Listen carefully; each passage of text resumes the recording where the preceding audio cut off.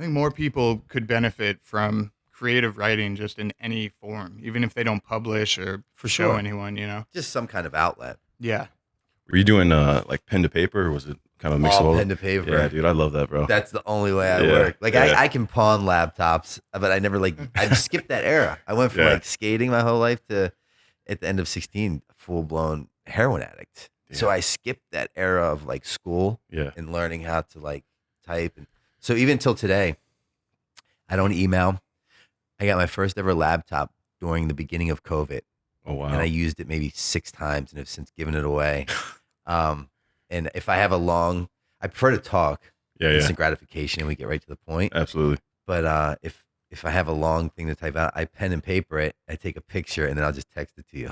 That's awesome, bro. That's Yeah. amazing. People look at me like, how the fuck have you made it this far in life? Or they're like, With that. that's admirable. Yeah. I'm jealous. Yeah, bro. Oh, for sure. It's different though too, man. I just feel more connected when I'm writing pen to paper, and then my memory's better with what I'm writing, and I don't know. It's a different feeling. Yeah, it Yeah. is. I'm Yeah. also a reader. Like I like Oh, yeah. books, Yeah. physical Same. books. Yeah, I don't yeah. like Kindle, or I like the physical act of holding a book Yeah. and cracking it. Turn Do the you read paper. any sci-fi? No. Oh, It's dude, just not my Yeah. deal. Yeah, you yeah. know? I respect it. I think it's really entertaining, but it's like just doesn't you can't grab really me. get into it. Yeah. No, that makes sense. I like autobiographies. Yep. I Oh, like that's cool. real, Yeah. like generally about drugs and drug addicts. Yeah. That's People awesome. who've struggled. Anthony Yeah. Kiedis's. Love it. That's one of my favorite books. He dedicated that book, Scar Tissue, to Yeah. Bill Wilson, which is the founder of Alcoholics Anonymous. No way. Oh, But- wow. So no one would really know that. Wow. But it's like, and I didn't realize it until after I read it later. Once I got sober, I looked at it and I'm like, dude, it's dedicated to Bill W. Yeah, I And in didn't- our world, that's like, Damn. it's like God to a holy goer. Right. 100%. That's awesome, dude. So what are some of your because I like the self-help books. I like the ones that help me grow as a person. Totally. You know? I grew up in a lot of like struggle with my family too, and kind of figuring shit out and kind of learning how to unfuck myself, I guess, basically. Sure. And so I've always gravitated towards that. But hearing your story, and there's a lot of addiction in my family as well, and I've been witness to a lot of it. Never went down that path myself, but for my own reasons. But I've been around it my whole life, you know. So hearing what you're into, it's also something that's exciting for me because I can like pass it on to my family, you know, and friends as well. Yeah, You know? absolutely. And that's kind of the way I believe it's passed along, you know, through people that do it in a way that makes it like, you know, attractive enough. Yeah. To make others believe like, hey, maybe that is worth giving it a go.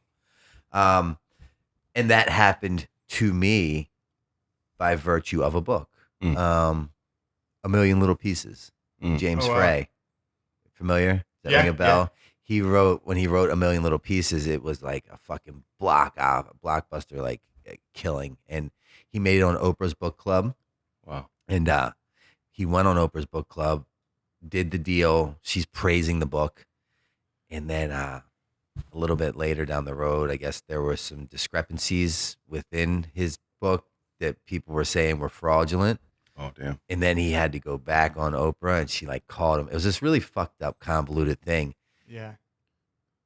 But nonetheless, that book was given to me by a dear friend of mine, Ryan Kingman. Kingman was the team captain of Element Skateboards. at the Oh, time. dope.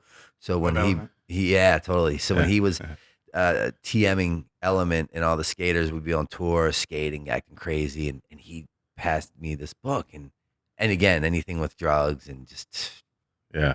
derelicts and discreet, you know, just that world I'm into, and I got into the book and I loved it, and I then later decided that I was going to write a book, and I didn't even decide. It was kind of an ultimatum given to me by Bam in order to live in his house and continue to be on Viva La Bam.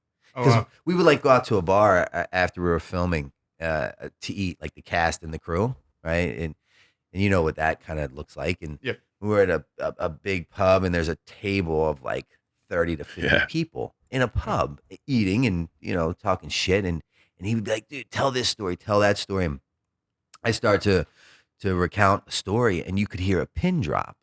And he's like, dude, you got to write a book. No, to this point, I hadn't graduated high school. Yeah. I was expelled in the 11th grade as a direct result of my addiction.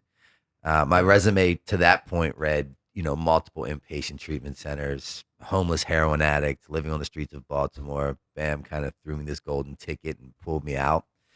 And I'm now living with him, and he's allowing me to be on MTV, to be on Viva La Bam, and getting paychecks through Viacom, and I can live in his house, I can have a credit card, I can drive a car. I can't do heroin or any opiates. I can do like blow and drink.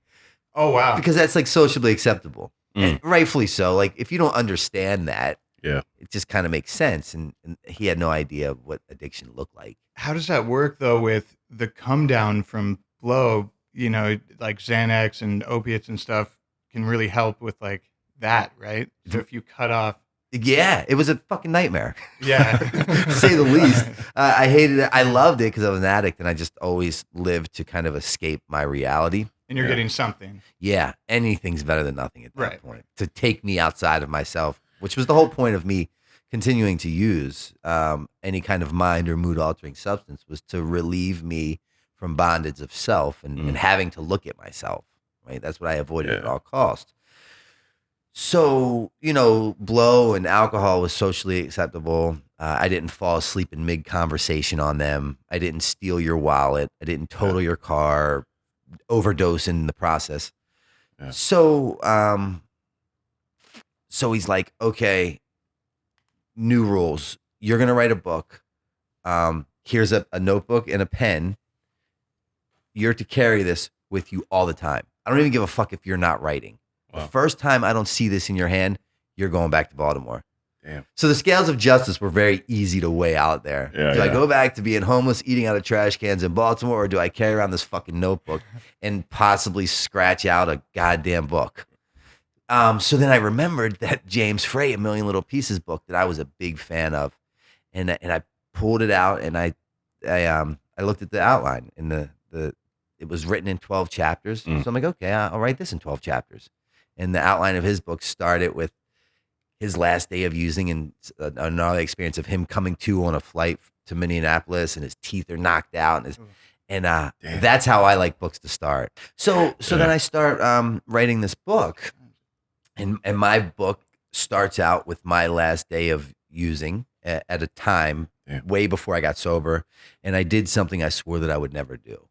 And I used to make fun of the guys that did it because I grew up in Baltimore City, and there was this one particular corner where we would see like homosexual guys standing on the corner prostituting their bodies. And, just being a young, ignorant, naive skater kid, we'd talk shit to everybody, and we passed by them and we talk shit to them as well. And, the world has a way of right-sizing people, or at least me, and teaching me humility. And way later down the road, I was caught between a rock and a hard spot, and I had stolen this furniture one day and no one would buy it. It's like 10:30 at night, and I'm lugging around this cast iron shit, and I'm at that corner, and this car pulls up, and he beeps the horn, and he asks how much for the furniture, and I'm like, $80.